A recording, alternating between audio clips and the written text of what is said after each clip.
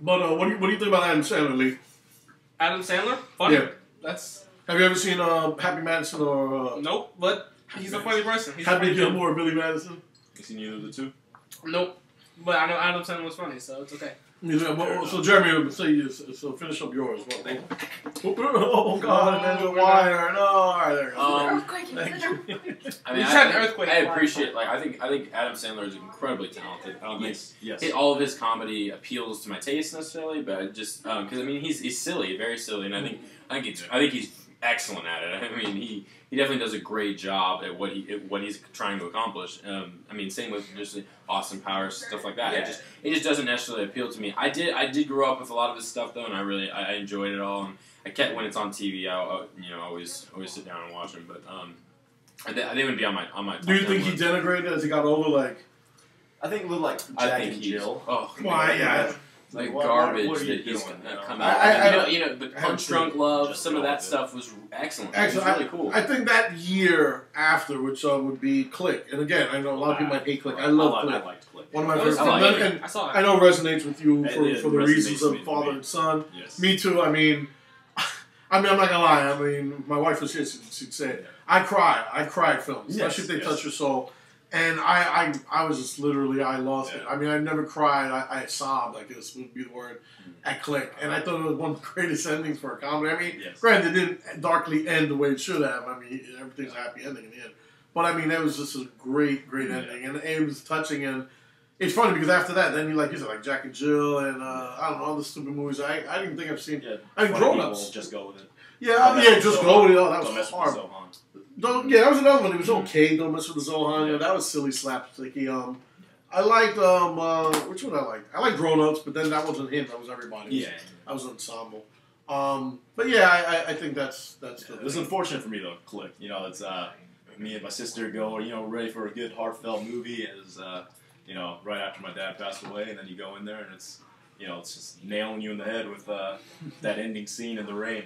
Oh my God! That movie was so sad. I almost cried. I almost cried. I almost cried. I don't cry at movies. You're not a human being. The only movie I almost ever cried at was Toy Story 3 when they were about to die. Come on, man! You are a robot, son. Send that kid out of here. I was holding it in. I was holding it in. At the time, and my younger brother and sister, and I was like. Fighting tears. Like, I was pushing them back. Which one, Click or Toy Story? Toy Story. And she freaking hated it. And I was just like... Is that why you broke up with her? Tell me yes, man. I was killed. That is why you broke up with her. No, let me tell you something. And again, since we segued already, tell me the scene on that compactor where they're all heading there and Woody's freaking out. We gotta go. And then he sees their face and his face. The next shot.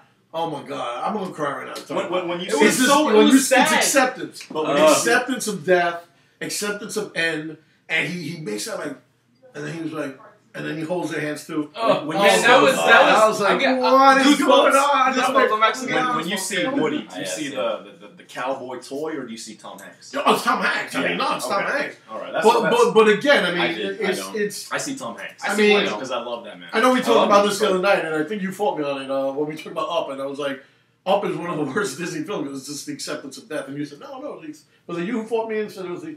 Who the hell was the one who fought me that day? It wasn't me. No, it wasn't you either. Somebody fought me that day. He said it was the opposite. That was the acceptance of starting anew and all that stuff. And I was like, no, fuck Well, I mean, that makes more sense than the acceptance. I said, Disney's trying to get kids to accept death. That's it, bro. Actually, I agree more with the second thing that you said than the first one. I agree more with the second thing that's the acceptance of moving on more than the acceptance of death. Well, explain why, then. Because the whole movie was, like, you could tell he was bitter about losing her, but that kid helps him out and brings him through it, and he learns to enjoy himself. But in that journey of learning to love life, he has to accept that his wife is gone and that he has to move on. Look, we're not going to get into an argument. I think everybody. We're supposed to. Let's agree to disagree. I think that's what you but have I'm to. right. Death is inevitable. You have to accept No, it. of course. And I think it's interesting that Disney now forms its films, child films around that. I mean, Finding Nemo 2 comes out next year, and they're releasing. They're not making one 2, are they? Yeah, they're going to ruin it for me. No, they are. No, because Finding Nemo was perfect. They don't have to add. Well, they're going to. It comes out next year, and accept it. I was just talking about why they haven't done that yet. I'm going to cry now. I'm going to cry. See, they said sure. They want you to accept. All right, who goes next? Who just said Jeremy? Lee start. Lee. I saw part of Monty Python and the Holy Grail. So he's gonna bring that up. Intimate. No, but and what you think of that it? would be It's a great film. Yeah, it's my number 5. Yeah, it's a great film. Yeah, it's up there. Yeah, that's definitely on my list. Talk about it. Whatever you saw, then we can move on. I remember them crossing a bridge and this bunny. That bunny. They were trying to defeat that bunny. That was pretty hilarious. The blood being orange. Yeah, the holy hand grenade. The holy hand. I love that movie. That's awesome. I love the bunny. It was like attack. I mean, it's like that's great. I mean, there's I think there's stages of comedy, and after the '60s where you had this happy feel good comedies like all that kid shit from Disney. I think Monty Python began the surrealistic comedy, and I mean Monty Python one of the great television series of all time. So, I have it all every episode, and I mean. The Meaning of Life. The Meaning of Life's a great film. It's excellent. I love it. Yeah, I actually came to appreciate it because I didn't like Meaning of Life. I've only seen The Holy Grail. You only seen The Holy Grail? I loved it, The Meaning of Life, the first time I saw it. The Meaning of Life. Yeah, well, when I saw it, I was a kid. I just kept... What is it? Every sperm is great. Secret. Every sperm is great. Every sperm is sacred. Yeah, because you see these thousands of kids, and they go, "Mommy, why do we?" So she, the father's there, Michael Palin, and he sings this song, and he has over 10,000 kids. It's like it's talking about how the Catholic Church, really funny. Looks down on abortion and whatnot. So I thought it was genius, but it's really good to land in the belly of a whore than on the ground. It's like they're dying. That's how funny it is. They're dying. Oh shit! I got it. But yeah, I mean, I think Holy Grail, began the surrealistic comedy, and I mean, to this day, you're talking about Mr. Show, surrealism. What's that other show? What am I talking about? Even Arrested Development, when sometimes the most surreal ideas pop up in that show. Just the completely outrageous. It's like it's like off the wall. All the scenarios in that show are completely ridiculous. Yeah, it's like crazy. Fantastic. It's wonderful. And I think wonderful is a nice word. I love that show. That's one of my favorite television shows of all time. If we're talking about comedy, television, I appreciate television comedy. I think a little bit more than I do when it translates to film.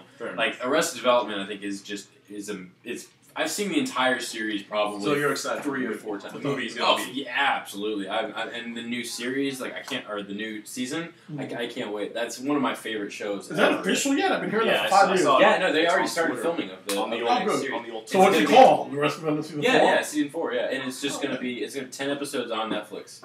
Oh yeah. Netflix is actually the one that's doing the producing, or I don't know what they're taking. Well, I'm glad Netflix. I heard some DirecTV was the first one to wanting to do it. And yeah, I mean, I have Netflix. I think that's one of the best shows ever made. I mean, almost in my as far as comedy goes, I think it's absolutely. Have you ever seen Rest of Them? He's seen the first season. I've seen up to season 2. And did you see it? Have you seen it? I don't know. I've heard of it though. You should watch it. Yeah, your mother should have a problem. I mean, it's really, really funny. But again, from the school of Monty Python, the episode that it's so abstract. It's like it's elaborate. Yeah, elaborate. Hey, where's my daughter? She loves that movie. It's just like you start watching the show, the episodes go crazy. You're like, where is this going? How did this happen? And lots of shows do that. Not just Monty Python and Arrested Development, or movies, shows. I mean, comedies in general. They kind of take it to this just ridiculous extent, where it's funny because what is going on? Yeah, it's almost like Spinal Tap, and not the segue, but like Spinal Tap. Lebowski's like that too. Spinal Tap is good, but he's right. Lebowski is off the wall in that aspect. That there's over the top characters, the Nazis. You take somebody pisses on your rug to just this ridiculous. Or Burn After Reading is a good one that makes. My wife loved that movie. I saw it twice. I still don't dig it. I mean, it's funny, but I think it's a good satire. I think it's kind of making fun of the mystery.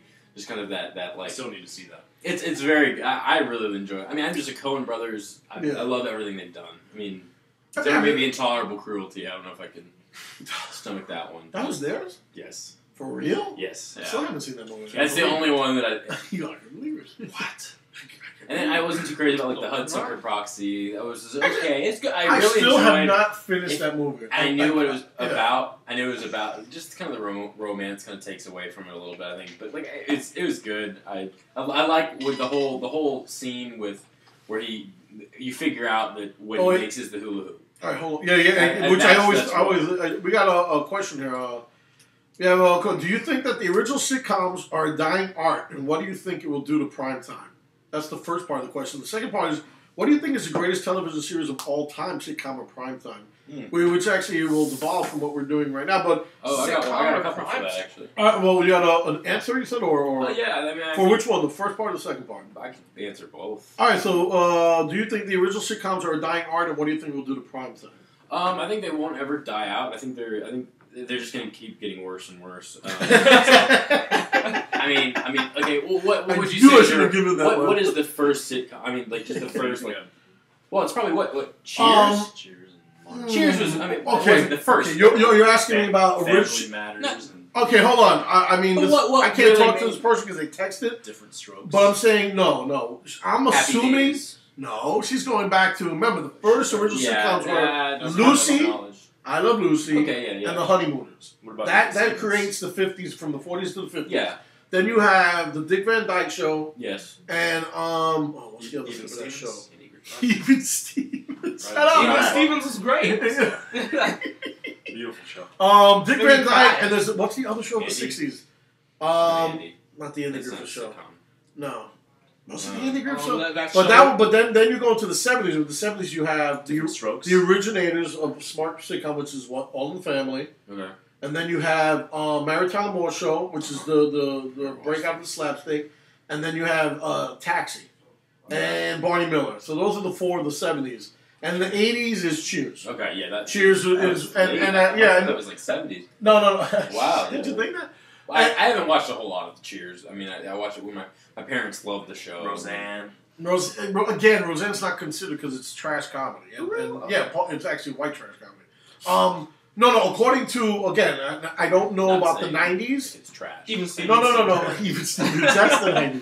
No. According to professors, yeah. Seinfeld. Oh man, I have the book. And Friends, maybe. Friends and Seinfeld would be the 90s. But Friends, we'll stop there real fast. Because this is sitcoms. I want to talk about Seinfeld. Everybody on Raymond's would be the aughts, the turn of the century, even though it started in 95. We can't just pass up Seinfeld, though. Well, we can. No, I have them all right behind you guys. No, I love Seinfeld. I have every season. I mean, I think it's one of my favorite sitcoms of all time by far. Yeah. I mean, I agree. If the book was written in '92, which is when Seinfeld '91 when the first episode, I think that if the book was revised, and I don't even know if it hasn't checked in a while, definitely Seinfeld would be considered for the '90s. And again, you might be right with Friends. Frasier, if they got friggin' Cheers, they might want. But they're not. Oh yeah. I mean, but I agree. Nothing is on the level like Seinfeld or Friends. I think in the '90s, like nothing. I mean, it's funny because the question was coming from a female, and it's interesting because the original sitcoms are not a dying art because, like I said, you have to evolve. So, like we brought up, Arrested Development would be the turn of the century sitcom that. I think resonated 2003 to 2005. Yeah. So I'm saying that I think that was one of the greatest sitcoms of the 2000s. Absolutely. Right now, How I Met Your Mother might even squeak in for the 10s. I haven't watched a lot of that, but I've heard nothing but great. Yeah, How I Met Your Mother's great, and Big Bang, maybe. What's the Big Bang Theory. Those would be for 2010. I've lost interest in that one. You didn't like it? See, Big Bang Theory is us. That's the funny thing. And I love that. I love that. I mean, that's what it is. But eventually, it just becomes predictable to me. That show has become I can't watch it anymore. You can predict when they're good, like the laugh track. You can predict it. I don't like that. Yeah. Okay. I understand. But for 2 seasons, I love Big Bang. And then watching it week to week, I think is when I started just going, ugh, I can't really stomach that. Like, I don't like it anymore. So the second part, I guess you answered it. You said, what do you think is the greatest television series of all time? Okay, sitcom or television series? She said, greatest television series of all time, sitcom or okay, she does say of all time. I think. Well, right now, I'd have to have a list, but I think. Well, even Stevens. Television. sitcom though, and television show. Kenan and Kel. That was great. All that. I don't know. I mean, what were you saying? This television show. I mean, that opens up a lot more doors because I mean, I'm thinking you have Breaking Bad. This person knows my number one already. I'm not Dexter, Breaking Bad. Okay, you've got 60 Under is one of my